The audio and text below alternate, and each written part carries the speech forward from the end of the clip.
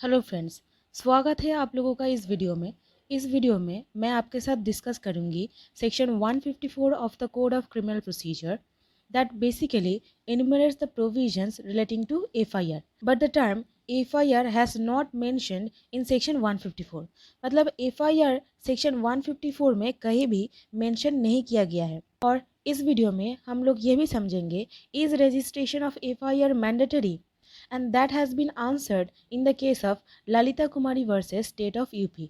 अगर आप जुडिशियरी के लिए प्रिपरेशन ले रहे हो और any other law related exam, और अगर आप प्रैक्टिस भी करते हो कोर्ट में, तो ये section 154 is very important for you. So ये वीडियो बहुत ही इंपॉर्टेंट होने वाला है, ध्यान से सुनिएगा। सो सेक्शन 154 कहता है इंफॉर्मेशन इन कॉग्निजेबल केसेस, मतलब कॉग्निजेबल केस अगर कोई कमिट होता है तो पुलिस के पास जो इन्फॉर्मेशन जाता है, पुलिस उसको एफआईआर के तौर पर रिकॉर्ड करता है। सो एफआईआर कॉग्निजेबल ऑफिस में ही रजिस्टर होता है, नॉन कॉग्निजेबल ऑफिस में कोई एफआईआर रजिस्टर नहीं होता है।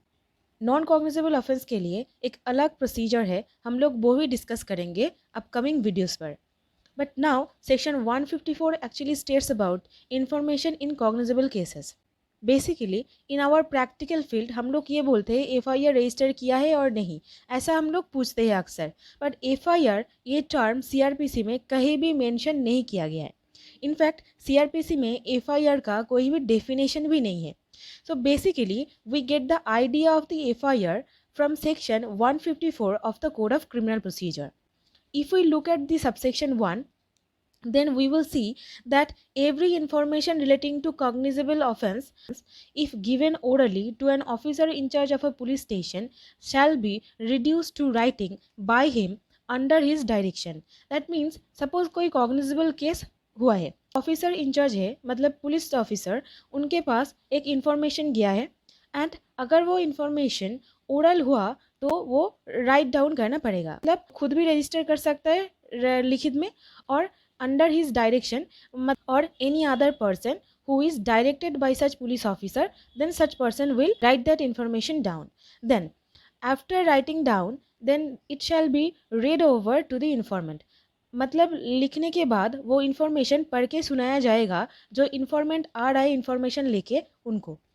एंड उसके बाद now the proviso part of section 154 states that suppose an offense has been committed against women under section 54, 354A, 354B, 354C, 354D and 376, 376A, 376B, 376C, 376D and 376D, or under section 509 of the Indian Penal Code, then such offense shall be recorded by the women police officer, मतलब महिला police officer के द्वारा record किया जाएगा। And proviso further states that वो सारा offense that I have mentioned, that is 354A, 354B, 354C, 354D, 376, 376A, 376B, C and 376D and 376E and 509 of the IPC, suppose ऐसा कुछ offence का information मिल रहा है और जिसके साथ इन सारे सेक्शन में कोई ऑफेंस कमिट हुआ है और वो इंसान परमानेंटली और टेम्पररीली मेंटली और फिजिकली डिसेबल्ड है, तब वो इंफॉर्मेशन रिकॉर्ड किया जाएगा at the residence of such person और at the convenient place of such person choice, मतलब जिस इंसान के साथ वो ऑफेंस हुआ है उस इंसान के जो कंफर्टेबल प्लेस है, जो चॉइस का प्लेस है, वहाँ पर रिकॉर्ड किया जाएगा। And in the presence of a special educator and interpreter, मतलब जो इंसान मेंटली एंड फिजिकली डिसेबल है उनके लैंग्वेज समझने में थोड़ा दिक्कत हो जाता है, तब special educator will help, and special educator वो सारी चीज़ों को समझने में हेल्प करते हैं। Now such statement of information shall be videograph, वो वीडियोग्राफ भी किया जा सकता है। And judicial confusion, that is section 164, मतलब जुडिशियल मैजिस्ट्रेट अगर कोई पॉसिबल हुआ तो वो स्टेटमेंट कोई जुडिशियल ऑफिसर के द्वारा रिकॉर्ड किया जाएगा, मतलब करवाया जाएगा। And that has been stated in section 164 of the Code of Criminal Procedure. Now subsection 2 states about copy of the information recorded under subsection 1 shall be given forthwith free of cost. That means the informant, मतलब अगर मैं informant हुई तो मुझे एक copy free of cost दिया जाएगा. Now suppose the police officer is refusing to record the FIR. Then is there any remedy available? Yes.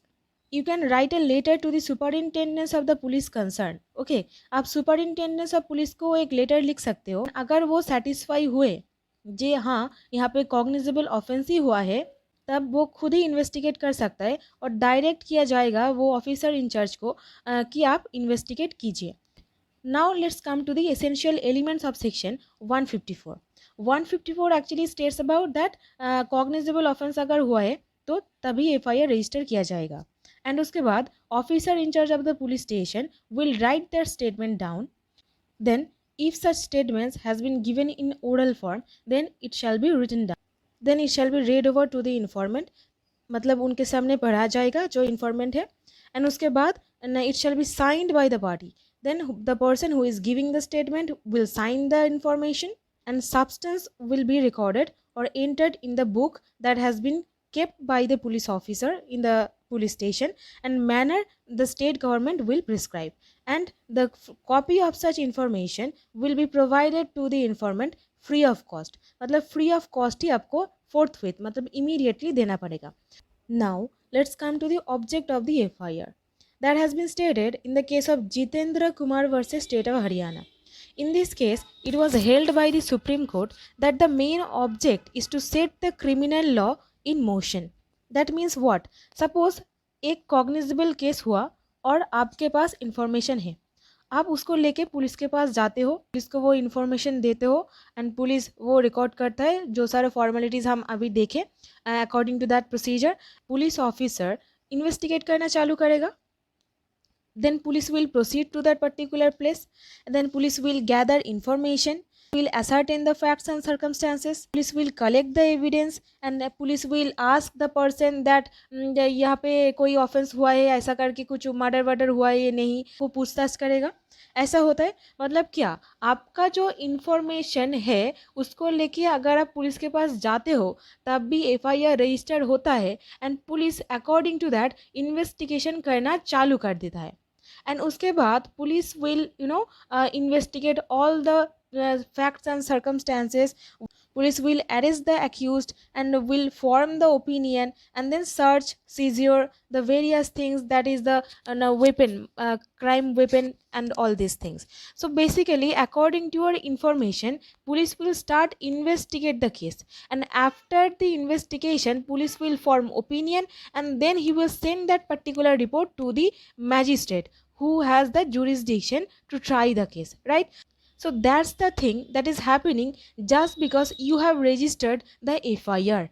So FIR is the thing, वहाँ से ही मतलब शुरू हो जाता है क्रिमिनल प्रोसीडिंग्स का मूव करना. ठीक है. So that was stated in the case of Jitendra Kumar versus State of Haryana, that's to set the criminal law in motion. Now let's move to the question that is registration of FIR is mandatory. This has been answered in the case of Lalita Kumari versus State of UP. So पहले थोड़ा सा fact को समझ लेते हैं.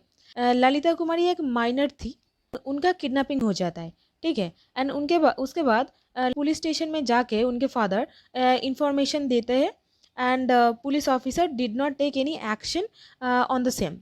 And afterwards FIR was registered by the superintendent of the police and again superintendent of police भी कोई step नहीं लेता है for the recovery of that girl. Okay. Then एक रिट फाइल किया जाता है पिटिशनर की तरफ से and under article 32 of the Indian constitution habeas corpus and subsequently the matter reach to the Supreme Court. Supreme Court बोलता है कि the word that has been used in section 154 is shall. That means shall means mandatory. Shall means mandatory. So mandatory means that is something that there is no discretion in the police officer. इसका मतलब है जो shall term use किया है section 154 में, इसका मतलब है मैंडेटरी. एंड मैंडेटरी मतलब police officer has not given any kind of discretion to record the statement. Police officer को मतलब मैंडेटरीली FIR रजिस्टर करना ही पड़ेगा. And suppose that is unreasonable or lack of credibility is there, as soon as a cognizable offense has happened, then immediately police officer on receiving an information FIR register करना पड़ेगा. This was happened in the case of Lalita Kumari versus State of UP. So now अगर आप judiciary के लिए preparation कर रहे हो तो दिस सेक्शन 154 से आपको डायरेक्ट क्वेश्चन भी किया जा सकता है और प्रीलिम्स में भी आपको क्वेश्चन पूछा जा सकता है. क्या सेक्शन 154 किस चीज़ के ऊपर डील करता है कि मैंडेटरी है और डिस्क्रिशनरी, और ललिता कुमारी वर्सेस स्टेट ऑफ यूपी ये केस भी आपको पूछा जा सकता है प्रीलिम्स में. मेंस में आपको ऑब्जेक्टिव टाइप क्वेश्चन पूछा जा सकता है. So that's all in this video. I hope आपको ये वीडियो अच्छा लगा है और 154 का जो कॉन्सेप्ट है आपको क्लियर मिल चुका है. आगे भी हम लोग जुडिशरी के कुछ सवाल डिस्कस करेंगे. So stay happy, keep learning, stay blessed.